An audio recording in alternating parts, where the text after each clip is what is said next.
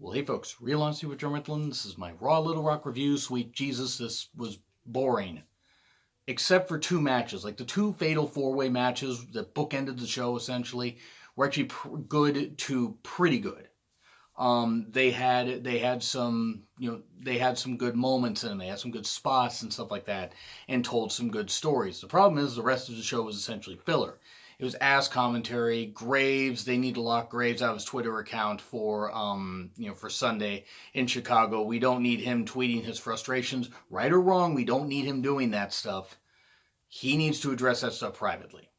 But I get it. I had a friend betray me, from about 12 years, a number of years ago. It was about 6 something years ago, about 6.5 years ago by this point.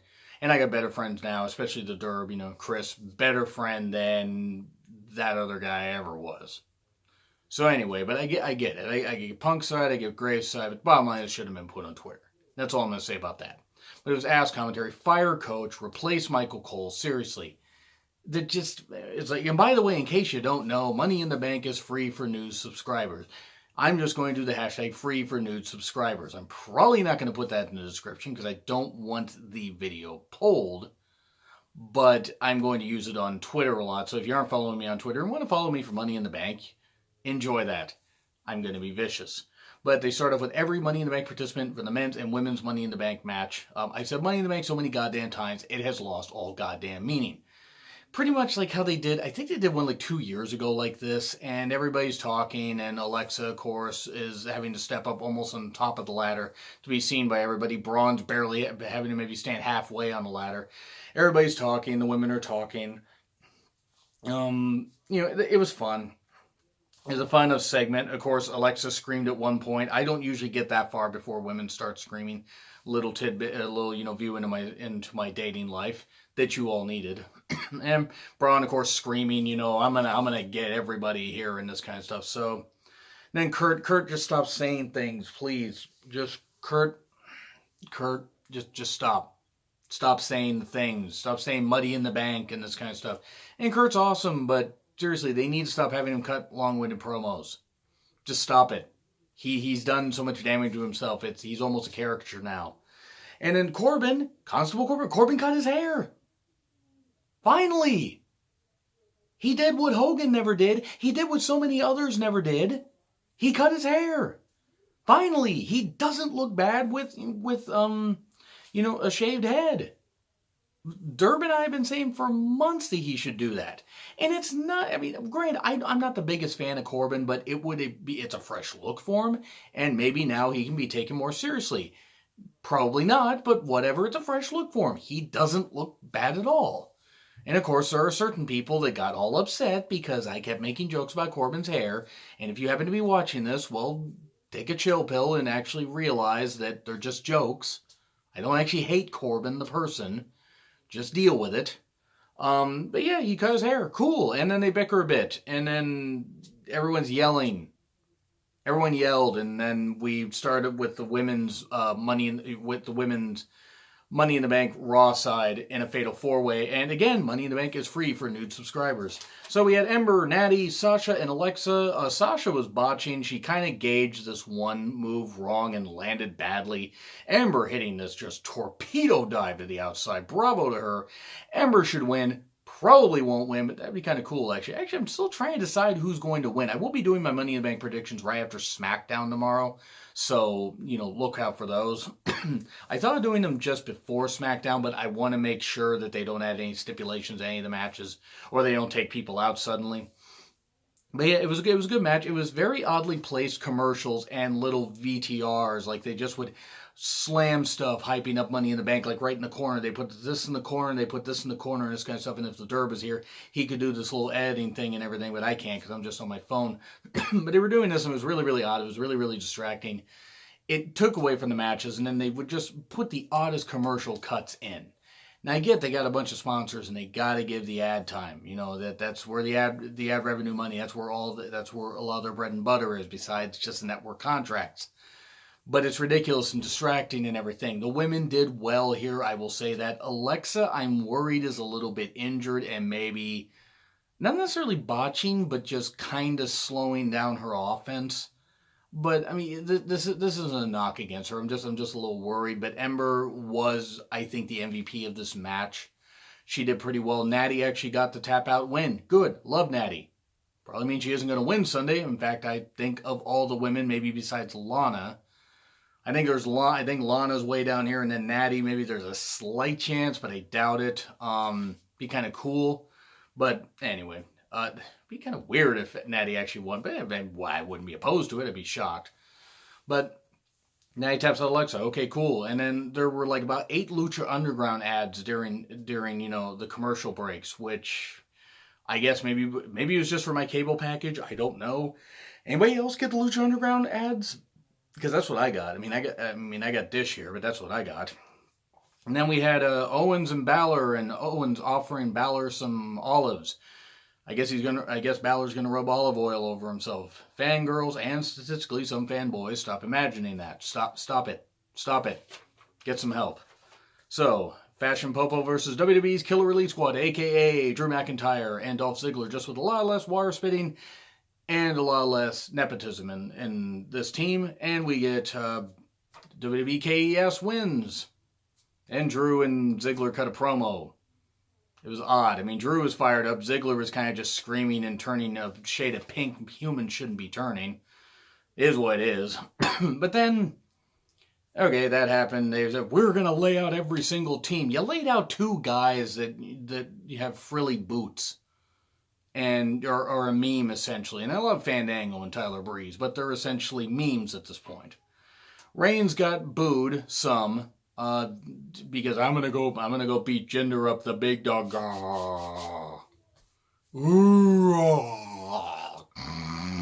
I'm sorry, what? Sorry, this feud doesn't do anything for me. I don't care about Jinder, Reigns. They don't understand that they've pretty much torpedoed everything with Reigns. Only a hard reboot of like changing his whole character and look is probably going to work at this point. Reigns versus Sunil. It wasn't actually going to be, of course, Jinder made it seem like it was going to be, he's great, he's tall. Like it was going to be the great Khali. Khali wouldn't have gotten down to the ring until the 3rd hour began, and we were just in the beginning of the 2nd hour. And then Reigns beat up Sunil, and then Jinder, it took about 8 years to lock on. Maybe it was all the wet hair that Reigns had, or the fact that Jinder can't really do much of anything, and hit the Colossus, a really lame Colossus. Jinder's not winning on Sunday, or they do a false finish, because rumors are they might have Jinder, Braun, and, Lashley against Owens, Jinder, and Zayn, I think. Just take all those feuds and mash them together at Extreme Rules. That was a rumor. I don't know if it's actually going to happen. That would be weird, though. But yeah, that was bad. And Jinder, again, taking 4 years to hit his finisher. Seriously, can they stop with this guy? This guy is not main event material. He's barely even mid-card material. The B team beat Slater and Rhino. Okay, cool, whatever. They celebrated like crazy. Deleter Worlds are talking. Did they make this match official for Money in the Bank? I tuned out on this. I mean, is it official? If it's official, that means the card's going to have 11 matches on it. That means every single B pay-per-view is going to be like about 16 hours long. Unless they just suddenly start realizing, hey, not every title needs to be defended on the pay-per-views. Except the Universal title, which we'll talk about. By the way, speaking of the Universal title, yeah, 434 days, 435 days now, and 10 title defenses, 434 and 141. I know the WWE title and the Universal title are different, but Vince is still going to find a way to just say that Brock, broke the record just to spite Punk. And this is worse than Nikki breaking AJ's record. Because at least Nikki was there most weeks. There were some weeks she wasn't. She was injured. I understand that. But both were spite Reigns. This is actually the worst of the spite Reigns. And it's nothing against Brock as an athlete. It was just stupid. It was just, to me, it was just stupid. I know wrestling's predetermined and all that, but to me, it was a slap in the face. So then, Deleter Worlds, they say, Matt says he wants to eat grown men, or he's threatening to eat grown men. There's fanfic of that out there, I fear. Elias, too good. The Deliverance line was tremendous. Nothing against people of Arkansas. There's a couple cool people from Arkansas and nearby states that watch my show. And I really do appreciate it, guys, by the way. Guys and girls. I think one is a lady from Alabama. Correct me if I'm wrong. Seth destroys Elias's guitar. Cool. Okay, right. Whatever. And then the Riot Squad tosses a bunch of conveniently placed shit, including some small, fun-sized bag of Doritos or Cheetos and Lay's and stuff like that.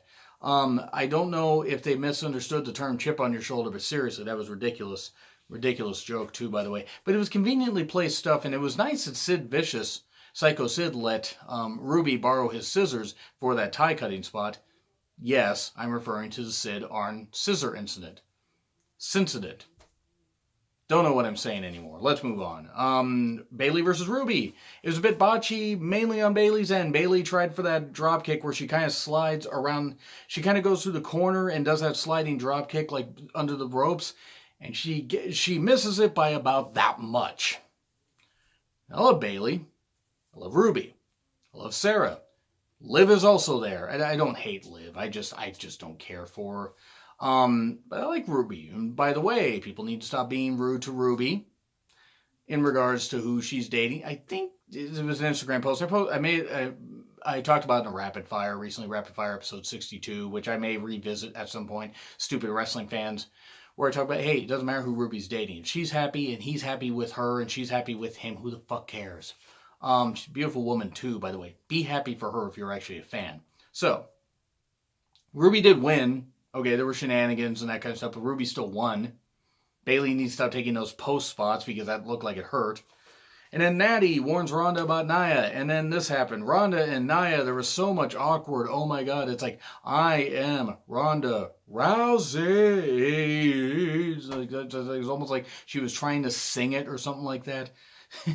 This is my life. I don't care if this is UFC. I am going to... It's just, Ronda, stop scripting her so much. She's not very good on promos. Nia's not very good on promos either, to be fair. But she tries. It's just this feud. I just didn't care about this at all. And of course, they had to have Coach MC the women's event because we all know the Coach is perfectly safe around women, has never done anything, allegedly. But yeah. Yeah, Ronda, very cringe-inducing. I hope that this was scripted, because if it was just her going out there and botching it, oh boy, the Ronda experiment, the blue may be getting off the rose really, really quick. I hope not, but who knows? I have no interest in this Ronda Nia feud though. But then at one point, like, Nia tries to do some moves.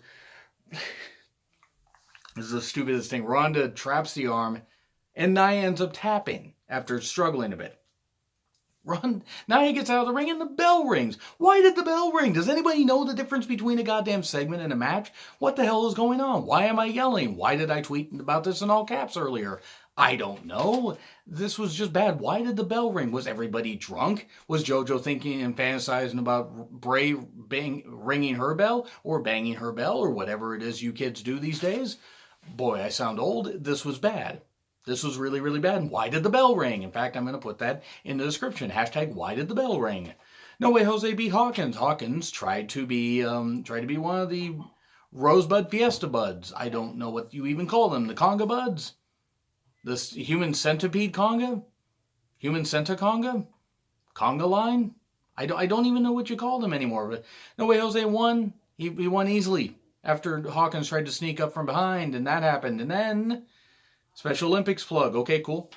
Obstacle course stuff. They're trying to make... This is that Renee watching. Well, it was an obstacle course playing off the line that Sami Zayn said last week. Hey, Lashley, were you even in the army? Ooh, and I didn't care for that line nearly as much. I didn't mind it, obviously, as much as I did the whole sister segment. There's no much lower this segment or this feud can go. It was bad. It was bad. I'm botching. I'm stumbling over my own words. But they set up this obstacle course thing, like this army-type obstacle course. And the segment was already dead on arrival. Zayn doesn't care. He's trying. Lashley doesn't care. He's trying. Renee still has no pants. That is good. That is one of the few good things about this segment. Ambrose approves, by the way. They are happy together. If you have a problem with Renee and Dean being happy together, fuck you. I don't care. But yeah, this was terrible. He did the whole obstacle course thing and Lashley did like 45 seconds. Because Lashley's a fucking beast. I don't know if I think the wellness policy might be selectively enforced. I'm just saying because Lashley's a bit of a big guy. But not the big guy, not Ryback. But this was odd.